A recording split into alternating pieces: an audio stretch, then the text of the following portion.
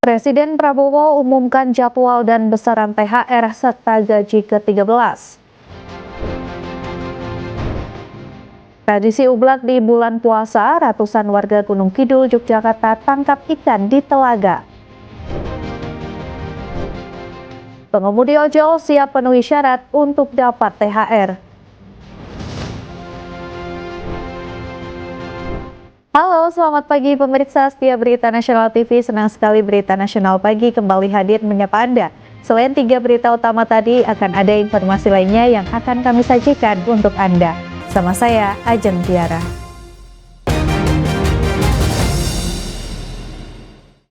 Kita ke informasi yang pertama, pemirsa. Presiden Prabowo Subianto mengumumkan jadwal pencairan THR dan gaji ke-13 untuk ASN, TNI, Polri hingga pensiunan. Pemerintah juga telah menetapkan besaran dan mekanisme pemberiannya sesuai peraturan terbaru. Presiden Prabowo Subianto mengumumkan pencairan tunjangan hari raya atau THR bagi aparatur sipil negara TNI dan Polri mulai Senin 17 Maret 2025. Sementara itu gaji ke-13 akan dicairkan pada Juni 2025 bertepatan dengan awal tahun ajaran baru sekolah. Ketentuan ini diatur dalam Peraturan Pemerintah Nomor 11 Tahun 2025 di mana THR dan gaji ke-13 akan dibagikan kepada 9,4 juta penerima. Mereka meliputi ASN pusat dan daerah, pegawai pemerintah dengan perjanjian kerja atau PPPK, prajurit TNI, Polri, hakim, serta para pensiunan. Besaran THR dan gaji ke-13 untuk ASN pusat, TNI, dan Polri terdiri dari gaji pokok, tunjangan melekat, dan tunjangan kinerja. Sementara ASN daerah akan diberikan sesuai dengan kemampuan keuangan masing-masing daerah. Adapun bagi para pensiunan, THR dan gaji ke-13 akan diberikan sebesar uang pensiun bulanan. Pemberian ini diharapkan dapat membantu meningkatkan kesejahteraan aparatur negara dan para pensiunan di tahun 2025. Masih terkait dengan libur Idul Fitri, saya telah menandatangani PP nomor 11 tahun 2025 yang mengatur kebijakan pemberian THR dan gaji ke-13 bagi aparatur negara. THR dan gaji ke-13 tahun 2025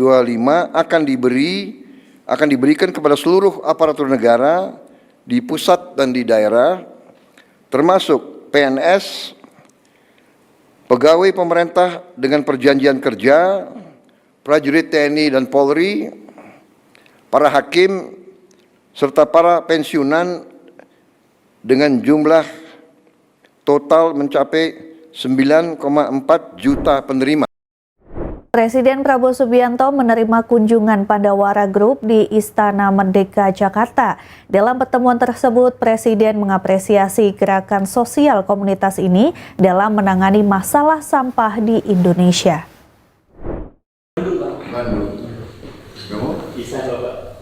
Presiden Prabowo Subianto menerima kunjungan Pandawara Group di Istana Merdeka, Jakarta pada Selasa 11 Maret 2025. Dalam pertemuan tersebut, Presiden menyampaikan apresiasi atas gerakan sosial yang dilakukan komunitas ini dalam menangani permasalahan sampah di Indonesia. Dalam pertemuan tersebut membahas terkait tantangan dan upaya Pandawara Group di lapangan, termasuk perizinan dalam pengangkutan sampah dan kondisi lingkungan yang kian memprihatinkan. Presiden Prabowo berpesan agar Pandawara Group tetap berkomitmen dan tidak patah semangat dalam menjalankan misi mereka. Meski dukungan pendanaan belum dibahas, Pandawara Group menekankan pentingnya kesadaran bersama dalam mengatasi masalah lingkungan. Mereka berharap sinergi antara swasta, individu, dan pemerintah dapat terbentuk untuk menangani permasalahan sampah secara masif dan intensif. Pandawara Group berencana memperluas gerakan mereka ke skala nasional dengan melibatkan lebih banyak anak muda dalam aksi lingkungan. Mereka juga berencana menggelar aktivitas berskala besar untuk menangani sampah dari hulu ke hilir sebagai bentuk dedikasi total untuk Indonesia. Beliau juga mengapresiasi apa yang sudah kami lakukan gitu, terhadap semua langkah kecil yang sudah kami lakukan. Jadi harapannya mungkin ini bisa jadi motivasi tambahan untuk kami untuk terus bisa mengabdi pada negara ataupun republik ini, terutama di bidang persampahan. Harapannya dengan adanya undangan ini itu bisa menjadi contoh ataupun pengingat untuk seluruh pemuda yang ada di Indonesia agar bisa lebih aware, agar bisa lebih lagi peduli terhadap lingkungan, karena lingkungan juga yang memberikan kita kehidupan gitu. Pemirsa, Menteri Pertanian Republik Indonesia Andi Amran Sulaiman melakukan sidak sembako menjelang Lebaran 2025 di Pasar Gede Solo. Dalam sidak yang dilakukan tersebut, Mentan menemukan komoditas minyak kita yang tidak sesuai dengan takaran. Menteri Pertanian RI Amran Sulaiman melakukan sidak di Pasar Gede Solo, Jawa Tengah, Selasa 11 Maret 2025. Dalam sidak tersebut, Mentan menemukan minyak kita kemasan 1 liter tidak sesuai takaran. Menurutnya, isi dari kemasan 1 liter ada yang hanya berisi 900 mm dan ada pula yang 950 mm. Mentan pun mendorong pihak berwenang untuk melakukan investigasi berburu pelaku. Meski begitu, temuan ini masih lebih rendah jika dibandingkan dengan temuan sebelumnya yang mengurangi takaran hingga 25%. Mentan juga mengingatkan agar para pelaku ekonomi bisa bertindak jujur, terlebih saat di bulan Ramadan di mana masyarakat dihadapkan pada kenaikan harga bahan pangan. Seluruh pedagang, ayo kita membantu orang yang sedang melaksanakan ibadah puasa. Jangan mengurangi volume penjualan minyak goreng. Kemudian juga jangan menjual di atas HET. Usai temuan tersebut, Mentan berharap tidak ada lagi produsen yang mengurangi volume atau takaran minyak kita. Para pedagang juga diimbau agar menjual minyak kita sesuai dengan harga eceran tertinggi atau HET. Sementara itu, pemirsa, Satgas Pangan Bareskrim Polri dan Kementerian Perdagangan lakukan inspeksi mendadak atau sidak di salah satu pabrik produsen minyak kita di Jalan Pembangunan 1 Batu Ceper, Kota Tangerang, Banten. Petugas melakukan pengecekan mulai dari proses pengemasan hingga proses packing ke dalam dus dan tidak ditemukan adanya kekurangan takaran. Petugas gabungan Satgas Pangan dari Bareskrim Polri dan Kementerian Perdagangan melakukan sidak produsen minyak kita PT Jujur Sentosa di Jalan Pembangunan 1 Batu Ceper, Kota Tangerang, Banten pada Rabu pagi. Petugas memantau mulai dari proses pengemasan hingga proses akhir packing ke dalam dus. Di PT Jujur Sentosa sendiri tidak memproduksi minyak kita dalam kemasan botol, hanya dalam kemasan plastik pouch. Dalam sehari, PT Jujur Sentosa memproduksi sebanyak 150 ton minyak goreng subsidi dan diedarkan di wilayah Jawa Barat, Banten, dan DKI Jakarta. Kepala Satgas Pangan Polri, Brigjen Helvi Asegaf, mengatakan bahwa dari hasil sidak tidak ditemukan adanya pengurangan takaran dalam kemasan pouch yang diproduksi oleh pabrik tersebut. Kita terus melakukan pengamanan selama masih ada temuan pelanggaran. Seluruh jajaran kami, Satgas Pangan Polri, pusat maupun daerah, sampai dengan Polsek, Polres, terus melakukan pengecekan ke pasar-pasar ya, maupun ke gudang-gudang, memastikan bahwa tidak ada barang yang ditimbun. Yang pertama itu, ya. Yang kedua, tidak ditemukan tindak pidana, ya, pelanggaran tindak pidana yang jelas merugikan masyarakat. Ya, kemudian ke depan ini karena barang ini sudah ada di produksi, ya, yang tidak sesuai ukurannya, ya, kita berikan solusi dijual dengan curah, bentuk curah, tapi tetap dalam ukuran literan per liter. Sementara itu, Samuel selaku manajer operasional pabrik menyebut bahwa pihaknya telah menerapkan standar yang telah ditetapkan baik SNI maupun BPOM dalam pengemasan minyak goreng bersubsidi minyak kita. Menurutnya, masyarakat tak perlu khawatir dan jangan takut untuk melapor jika ada takaran yang tidak sesuai dengan ukuran pembelian. Baik dari pemerintah melakukan kontrol seperti itu, dan kita puji syukur, maksudnya kita di sini juga melakukan sesuai dengan SNI dan BPOM. Kita 1 liter itu kita ukur dengan 1 liter atau berat jenisnya berat. Diketahui sejak beberapa hari terakhir masyarakat dihebohkan dengan banyaknya informasi tentang minyak kita yang tidak sesuai dengan takaran. Hal ini membuat kepolisian dan Kementerian Perdagangan turun tangan untuk menyelesaikan masalah ini dengan melakukan sidak-sidak ke pasar maupun produsen dari minyak goreng bersubsidi tersebut. Ya, Wakil Ketua Umum Partai Golkar Adis Kadir merespons ramainya penggeledahan kediaman mantan Gubernur Jawa Barat Ridwan Kamil terkait kasus Bank BJB. Golkar menegaskan tidak ada hubungan dengan perkara penggeledahan kediaman mantan Gubernur Jawa Barat Ridwan Kamil. Adis menegaskan pihaknya tidak mengetahui apa yang Ridwan Kamil lakukan saat menjadi gubernur karena bukan kader Partai Golkar. Diketahui sebelum KPK melakukan penggeledahan di rumah mantan Gubernur Jawa Barat Ridwan Kamil, penggeledahan tersebut dilakukan terkait kasus dugaan korupsi Bank Pembangunan Daerah Jawa Barat dan Banten. kemarin kan hanya BJB, tapi BJB ini kasusnya kasus yang mana kan kita tidak tahu. Kami nanti coba berkoordinasi lah, akan menanyakan kepada yang bersangkutan terkait dengan apa yang menjadi penggeledahan di rumah beliau. Tetapi secara prinsip Golkar kan tidak terlalu tahu juga apa yang beliau lakukan pada saat beliau menjadi Gubernur Jawa Barat periode yang lalu. Pada saat itu beliau kan baru juga di Golkar, belum di Golkar. Memang waktu itu ingin dimasukkan di Wakil Ketua Umum, tetapi kan belum terdaftar juga, belum sempat didaftarkan ke Kementerian Hukum. Baru periode ini beliau masuk di salah satu ketua. Jadi memang koordinasi kita belum begitu intens karena beliau adalah hubungannya masih kader baru begitu.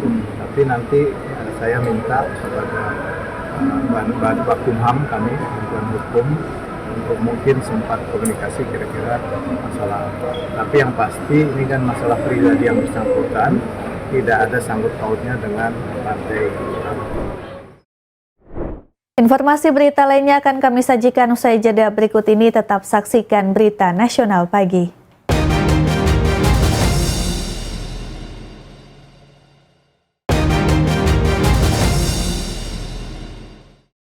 Ya pemirsa, ratusan warga di Kabupaten Gunung Kidul, Yogyakarta tumpah ruah di telaga setempat mengikuti tradisi ublak atau berburu ikan di telaga yang mulai mengering. Tradisi yang digelar pada bulan puasa ini dimanfaatkan warga untuk menunggu waktu berbuka sekaligus berburu ikan untuk lauk berbuka. Warga Dusun Dondong, Desa Jetis, Kapanewan, Saptosari, Kabupaten Gunung Kidul, Yogyakarta langsung menyerbu Telaga Dondong saat diberikan aba-aba dimulainya tradisi ublak telaga. Ratusan warga tumpah ruah saling berlomba menangkap ikan yang masih tersisa di telaga yang mulai mengering. Dalam tradisi ini, warga tidak diperbolehkan menggunakan alat tangkap atau jaring besar, namun hanya diperbolehkan menangkap ikan dengan alat sederhana seperti tudung saji, anyaman bambu, ember, dan sejenisnya. Meski cukup sulit menangkap ikan, namun hal ini justru menjadikan suasana semakin meriah. Tidak sedikit warga yang berhasil menangkap ikan dengan berbagai ukuran, meski hasil tangkapan tidak banyak, namun warga mengaku antusias mengikuti tradisi ublak telaga. Salah satunya untuk mengisi waktu sambil menunggu saat berbuka puasa. Mencari ikan sambil buka puasa. Dapat ikan banyak nggak Bu ini? Kepala Dusun Dondong Wagirin mengatakan tradisi ublak ini digelar sebagai sarana silaturahmi antar warga. Antusiasme warga juga tinggi karena ikan yang berhasil ditangkap dapat dikonsumsi untuk berbuka puasa. Tradisi ublak, kalau sini bilangnya ublak. Ublak itu ya soalnya kalau bisa dibilang ngedrek tanah itu biar nanti kan lumpurnya itu bisa biar banyak, biar awet. Bagi warga di Kabupaten Gunung Kidul, fungsi telaga dianggap vital, bukan hanya untuk tampungan air hujan dan irigasi, namun juga sarana bersosialisasi antar warga desa. Ya pemirsa, bagi para penggemar sushi dan sashimi, terdapat pertunjukan menarik dari Fuji Sushi lewat pertunjukan tuna cutting show. Khususnya pada bulan suci Ramadan ini akan diadakan pertunjukan selama 4 kali dalam 4 pekan. Tentunya ini menjadi pengalaman tersendiri bagi teman-teman yang ingin berbuka puasa dengan menikmati ikan tuna segar yang berasal dari perairan Laut Banda, Kepulauan Maluku. Wah, ada yang menarik nih di bulan Ramadan ini. Bagi para penggemar sushi dan sashimi, tentunya dapat merasakan pengalaman unik dan autentik lewat pertunjukan tuna cutting show di Fuji Sushi Resto yang berada di bilangan Blok M, Jakarta dan Cikarang. Dalam bulan Ramadan ini, tuna cutting show diadakan selama 4 kali dalam 4 pekan. Nah, masing-masing dari outlet berada di Jakarta dan Cikarang menampilkan 2 kali pertunjukan. Ikan tuna segar yang digunakan berasal dari perairan Laut Banda, Kepulauan Maluku. Ikan tersebut langsung diterbangkan ke Jakarta setelah ditangkap oleh nelayan. Dengan konsep restoran bertemakan Jepang otentik, pelanggan dapat menikmati sushi dan sashimi segar yang disajikan di atas conveyor belt. Selain menyaksikan pemotongan tuna, pelanggan pun juga bisa nih guys untuk serta dalam lelang bagian terbaik dari ikan tunanya. Kalau untuk pengunjung tadi yang pertama show pertunjukan pemotongan, cara pemotongan yang benar. Jadi buang sisik, potong kepalanya dulu, baru potong daging. Nah, daging ada berapa macam bagian ikan tuna. Ada toro, sutoro, akami, nakauchi, terus bagian kepala dan ekor nanti digrill gitu. Grillnya untuk lelang itu yang tadi heboh. Jadi lelang siapa dapat gitu kan. Siapa yang meriah, rame gitu. Dengan cita rasa yang otentik membuat Fuji Sushi Jakarta menjadi salah satu destinasi kuliner wajib bagi para pecinta makanan Jepang. Buat kalian para pecinta kuliner Jepang, jangan lewatkan kesempatan untuk menyaksikan Tuna Cutting Show di bulan Ramadan ini untuk merasakan dan menikmati sensasi kuliner yang memadukan tradisi Jepang dengan kekayaan laut Indonesia. Beralih ke informasi lain, pemirsa, Kejaksaan Agung bersama dengan Kementerian Desa dan Pembangunan Daerah Tertinggal bersinergi untuk mencegah kebocoran dana desa sebagai bentuk tanggung jawab terhadap pengelolaan anggaran yang berjumlah besar. Dalam kesempatan tersebut, Yandri Susanto juga menyampaikan adanya penyimpangan dana desa yang digunakan judi online oleh kepala desa. Kejaksaan Agung bersama dengan Kementerian Desa dan Pembangunan Daerah Tertinggal bersinergi untuk mencegah kebocoran dana desa sebagai bentuk tanggung jawab terhadap pengelolaan anggaran yang berjumlah besar. Jaksa Agung Sanitiar Barhanuddin mengatakan usai menerima audiensi Mendes PDT Yandri Susanto di kantor Kejagung Jakarta, pihaknya akan memberikan pendampingan penuh untuk mencegah kebocoran dana desa. Pak Menteri Desa dan Pak Wamen serta Dirjen dan ada tenaga ahli staf dan staf khusus, di mana kami membicarakan bagaimana mensinergikan antara kejaksaan dengan Kementerian Desa, dan tentunya ini adalah dalam rangka mewujudkan apa yang menjadi cita-cita kita bersama dalam menjasarkan desa dari segi preventif maupun represif. Jadi kita lakukan bagaimana mencegah terjadinya kebocoran, dan kalau ada kebocoran akan kita tindak. Itu yang akan kita lakukan. Mengingat besarnya jumlah dana desa, Mendes menilai perlu adanya kolaborasi dengan aparat penegak hukum agar tidak terjadi kebocoran. Terlebih masih terdapat kepala maupun aparat desa yang belum sepenuhnya memahami pertanggungjawaban keuangan. Dalam kesempatan ini, Yandri menyampaikan bahwa adanya dana desa digunakan untuk kepentingan lain serta website fiktif atau judi online. Untuk melaporkan secara langsung tentang persoalan-persoalan yang ada di desa. Dan ini bagian dari pembinaan sekaligus pencegahan terhadap hal-hal yang tidak kita inginkan terhadap pengelolaan dana desa yang kalau totalnya se-Indonesia sangat besar. Bayangkan selama 10 tahun terakhir, dana desa itu ada 610 triliun. Dan tahun ini, tahun 2025 ada 71 triliun. Nah, oleh karena itu kami dari Kementerian Desa dan Pembangunan Daerah Tertinggal perlu melakukan kolaborasi dengan aparat penegak hukum. Karena bagaimanapun tangan kami tentu tidak sanggup secara sendirian untuk memastikan bahwa rupiah per rupiah dana itu benar adanya dimanfaatkan untuk kesejahteraan. Kolaborasi bersinergi ini dilakukan karena Kemendes PDT sendiri hanya bisa mengevaluasi penggunaan dana desa dan melaporkan kepada aparat penegak hukum apabila ditemukan dugaan kebocoran. Proses hukum atas dugaan tersebut selanjutnya diserahkan kepada pihak berwenang. Informasi berita lainnya akan kami sajikan usai jeda berikut ini. Tetaplah bersama kami di Berita Nasional Pagi.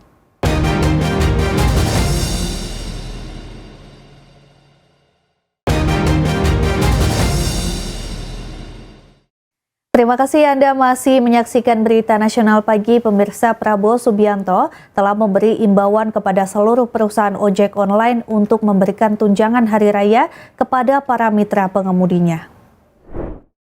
Pemirsa, Presiden Prabowo Subianto telah mengimbau kepada seluruh perusahaan ojek online untuk memberikan tunjangan hari raya kepada seluruh mitra pengemudi ojek online-nya. Dan nantinya THR ini akan diberikan berupa uang tunai yang besarannya akan disesuaikan dengan keaktifan para pengemudi ojek online dalam mengambil orderan. Namun THR ini tentunya memiliki syarat-syarat yang harus dipenuhi oleh para pengemudi ojek online. Salah satunya adalah para pengemudi online harus memiliki 120 trip dalam 1 bulan. Kita akan mengetahui bagaimana tanggapan dari para pengemudi ojek online ini, dan saat ini saya juga sudah lihat ada beberapa para pengemudi ojek online di sini. Bapak, selamat siang, Pak. Ini kan Pak Presiden Prabowo Subianto telah mengimbau nih Pak kepada para pengusaha ojek online untuk memberikan THR kepada pengemudinya. Tanggapan Bapak ini seperti apa, Pak? Ya, saya sebagai pengemudi ojol yang sudah sekian lama di jalanan ya, 10 tahun, berita seperti ini sangat membahagiakan. Tapi karena duitnya belum diterima ya bahagianya setengah, Kak. Gitu. Ini kan ada syarat-syaratnya nih ya untuk mendapatkan THR ini. Syarat-syaratnya tuh merasa terbebani atau oke deh jalanin aja? Ya, saya sebenarnya secara rinci belum melihat syarat-syaratnya seperti apa. Tapi kalau rumornya yang beredar ya kalau untuk perhitungan seperti itu sepertinya adil gitu, Kak. Oke, berarti setuju ya Pak dengan syarat-syarat yang ada? Syarat-syaratnya setuju, cuman ya mungkin nanti kalau ke depannya ada lagi bisa ditambah gitu. Terus jika THR ini nantinya direalisasikan dengan cepat nih Pak, harapannya seperti apa Pak? Direalisasikan secara cepat maksudnya? Dikeluarkan, dicairkan akhirnya. Kalau setahu saya kan minimal 7 hari sebelum hari raya ya Kak ya. Jadi harapan kita ya banyak kawan-kawan yang pengen pulang kampung juga, kalau memang benar-benar uangnya itu ada, diterima mereka kan bisa buat modal untuk pulang kampung. Ya. Untuk lebaran ya Pak? Untuk lebaran benar-benar Kak, kejutan. Oke. Iya. Oke, terima kasih banyak ya. Sama-sama Kak. Ya pemirsa, tadi kita sudah lihat bagaimana, kita juga tadi sudah mendengar bagaimana tanggapan dari para pengemudi ojek online ini dalam mendapatkan THR. Di mana dengan adanya kebijakan memberikan THR kepada pengemudi ojek online ini, mereka berharap Lebaran nanti bisa menjalankannya dengan lebih baik, walaupun mereka harus memenuhi syarat-syarat yang sudah diberikan oleh pemerintah. Dari Jakarta, Natasha Alko Adecanda, Berita Nasional TV melaporkan. Sekjen PDIP Hasto Kristianto akan menjalani sidang perdana kasus dugaan suap dan perintangan penyidikan pada 14 Maret mendatang. PDIP pun menurunkan 17 pengacara untuk mendampingi Hasto, termasuk mantan juru bicara KPK Febri Diansyah. PDI Perjuangan menyiapkan tim hukum untuk mendampingi Sekjen PDIP Hasto Kristianto dalam sidang perdana kasus dugaan suap dan perintangan penyidikan. Sebanyak 17 pengacara akan mengawal Hasto dalam sidang yang digelar Jumat 14 Maret di Pengadilan Tipikor, Jakarta pada pukul 9 waktu Indonesia Barat. Ketua DPP PDIP Bidang Reformasi Hukum Roni Talapesi menyebut tim ini merupakan kolaborasi antara kader partai dan pengacara profesional non-partai. Salah satu nama yang bergabung adalah Febri Diansyah, mantan juru bicara KPK yang mengundurkan diri pada tahun 2020. Febri menyatakan keikutsertaannya dilandasi banyaknya persoalan hukum dalam penanganan perkara Hasto, termasuk aspek substansinya. Berdasarkan 2 putusan pengadilan yang sudah berkekuatan hukum tetap, tidak ada satupun yang menyebutkan keterlibatan Hasto dalam kasus ini. Febri meyakini kasus ini perlu diuji secara rinci dan detail dalam proses persidangan nantinya. Paling kuat. Dan di putusan pengadilan yang berkekuatan hukum tetap untuk 3 orang terdakwa tersebut, sebenarnya sangat jelas. Tidak ada peran Pak Hasto Kristianto yang kemudian bisa membuat Pak Hasto dijerat sebagai pemberi suap. Dan seluruh sumber dana yang diberikan pada Wahyu Setiawan menurut putusan tersebut, fakta hukum yang sudah diuji di persidangan tersebut itu bersumber dari Harun Masiku. Jadi bisa dibayangkan kalau kemudian tiba-tiba di perkara ini berubah dan ada tersangka baru, dan nanti ada perubahan lagi misalnya di proses persidangan, lalu bagaimana dengan fakta sidang yang sudah ada sebelumnya? Setelah kami pelajari itulah kemudian kami cukup yakin bahwa kasus ini seharusnya diuji secara rinci dan secara detail dalam proses persidangan nanti. Pemirsa, informasi tadi sekaligus mengakhiri jumpa kita. Demikian Berita Nasional Pagi telah menemani Anda. Saya Jentera beserta kru yang bertugas pamit undur diri. Terima kasih dan sampai jumpa.